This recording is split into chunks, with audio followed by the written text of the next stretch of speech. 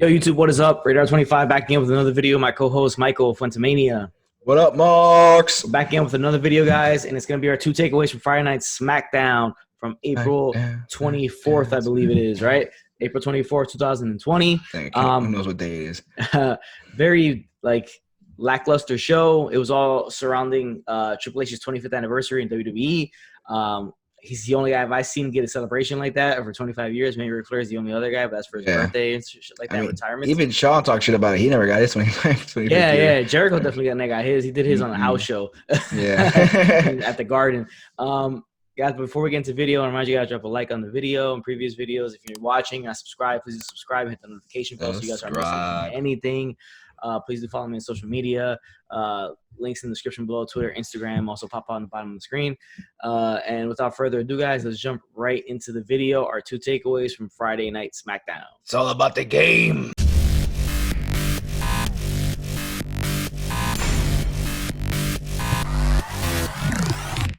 All right, guys, the show started. The opening segment was the New Day, Kofi Kingston, Big E, or Big E Langston. In a separate celebratory mood, for sure. Yeah, because they just won the tag team titles. We're talking about how their accomplishments of winning the tag team titles, a little back and forth, little funny moments from Big E, like as per usual. They get interrupted by Lucha House Party, Grand Metalik, and Lince Dorado.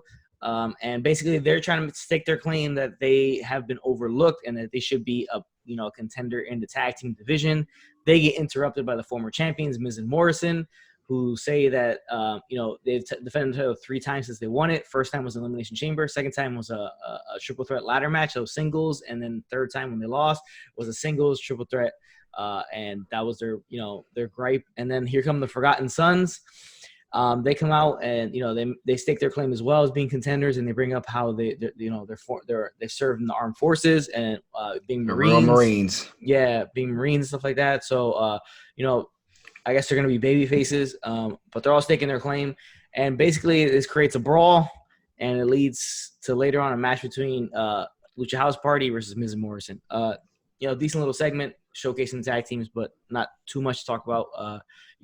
Just the Forgotten Sons are not going to be pushed, and they're making their claim that that they're in the tag team division and, and the team to be feared. So that's basically what the majority of that story was to build the Forgotten Sons. Yeah, pretty much. And Miz and Morrison are sticking around as a tag team for as of right now. Yep. And they'll stay in the tag team picture. Guys, next thing on the show was a Money in the Bank qualifying match. It was Drew Gulak, who now comes out to Daniel Bryan's music. Yeah. Versus Baron Corbin. Yeah. It's a fine match. I think Corbin's a little bit underrated. Just in his style and the fact that he's able to get so many people to dislike him, which is cool, but what do you call it? Shinsuke Nakamura and Cesaro attacked Daniel Bryan, and they also found a new leader here. Yeah, so I'm not sure if because Sammy's not around for whatever reason that they're just gonna jump on Corbin right now and help him out. But it's sad to see Nakamura and Cesaro just be lackeys. Honestly, I'd rather see a match between Cesaro and Shin to get into the Money in the Bank rather than this match. Yeah, than those two guys. Yeah. Instead of them being the lackeys and coming in last second and. And now they're supposed to be buddies with him. I don't know. That makes no sense. Yeah, it doesn't make any sense. But Corbin gets the win. He qualifies for Money in the Bank. So almost the whole field is almost done right now for the men. So it is what it is. We're not huge fans of the whole Shinsuke and Cesaro being treated. It's a shame. It's a shame. Yeah. Next thing on the show, guys, was another Sheamus appearance on Friday Night SmackDown. Another squash match for him. He's taking on NXT guy Daniel Vidot or Vidot, however you want to pronounce it. Quick squash. He beat the shit out of this guy. Really did. He laid his shit in there. Yeah. Sheamus has always been like a snug guy. He always lays his stuff in. Yeah. That real European style. And he really laid his shit in on this guy. I feel bad for him, especially those slams to his chest. Yeah, it's just it makes it look hard. I'm sure it is hard. There's no way that's not feels terrible. That feels hella bad. Yeah. But I also like the way when he pinned him, he was looking into the camera super aggressively. That was kind of weird. Yeah. No, his aggressiveness is coming over, and his a mean streak is coming over on TV. But it's a lot of squash matches. It's all it's doing is building him up as dominant.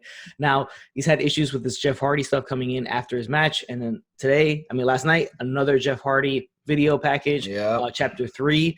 I believe it's called the Redemption song. Yeah, Redemption of Jeff Hardy. And surprisingly, they talked about the Hardy Boys returning at WrestleMania. They showed Matt. But they showed Matt a couple of times only at the WrestleMania. Like there was a part where they were looking at the tombstone of their mother, and they kind of like found ways to cut him out. It feels like he was definitely part of the original video set. Yeah. But they just kind of like they got to cut some of his stuff out. There was weird floppy kind of choppy editing going around. So it was interesting. Yeah, but it was basically about talking about his two daughters and him coming back and stuff. And then next week is the final part of the series, that 4-part series they're doing.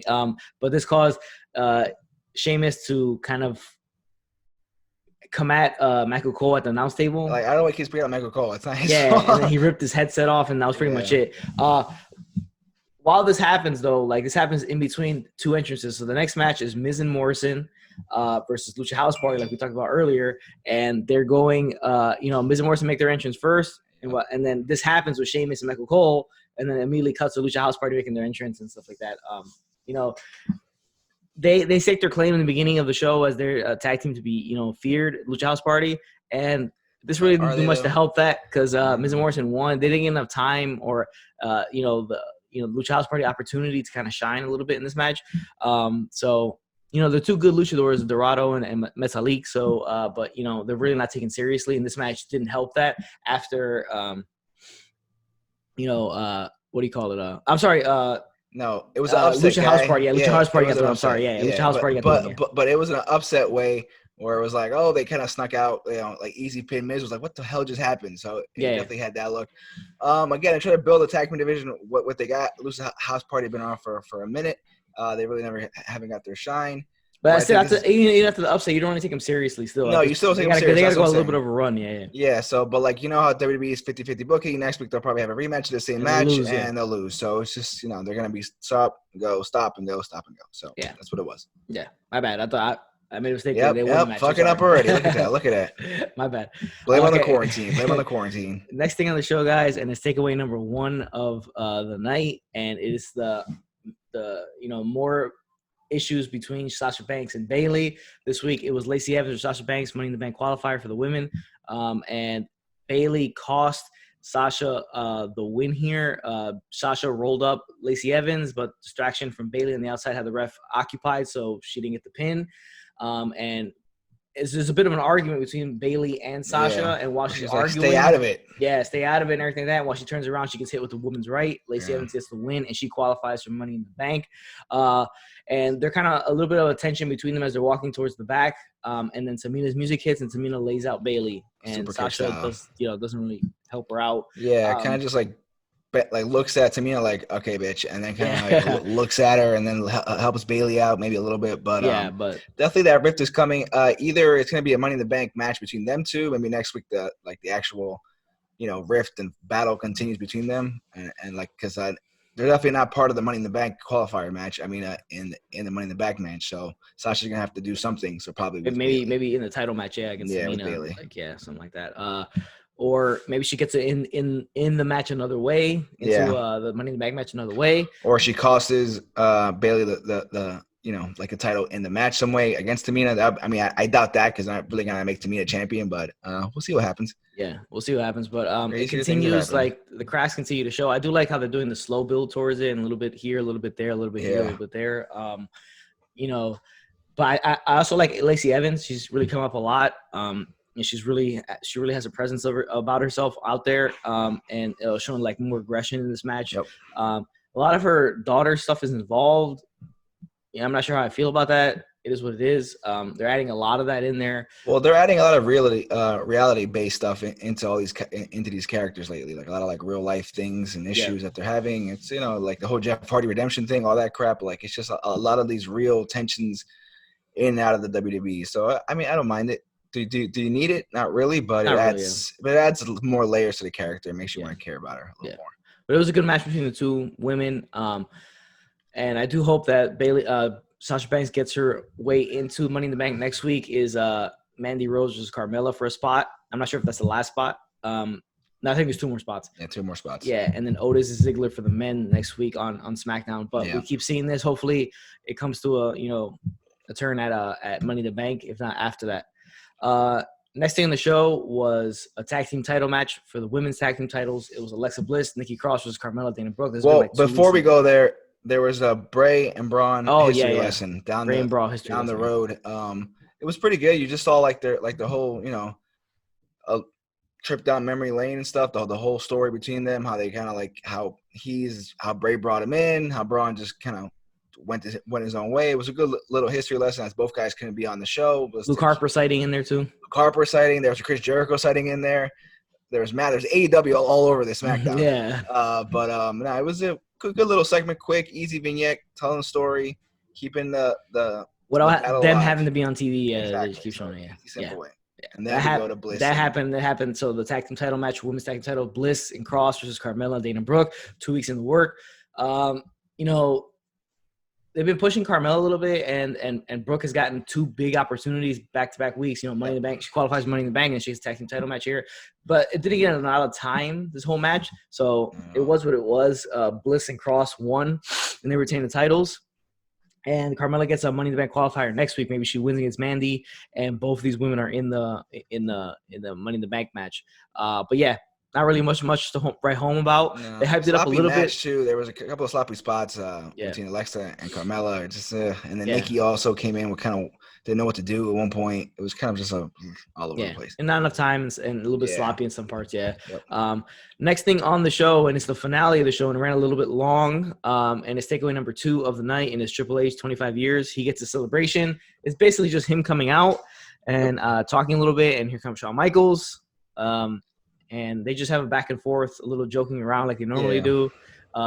Shawn Michaels showed some video clips of how they called themselves when they were part of DX, that they did everything in one take and everything was smooth and hit. And then it cut to a bunch of bloopers of them cutting their gag reel. Yep. Yeah, the gag reel. And then talking about Triple H's at WrestleMania, and he just showed all of his losses. He lost like 14 times at WrestleMania, which is surprising. You wouldn't think it, right? Because everybody tries to hate on him. Like, he's always winning. He always puts himself over. But he always puts everybody over at WrestleMania. He loses to everybody at WrestleMania. Yep. So there's that. And it ran long.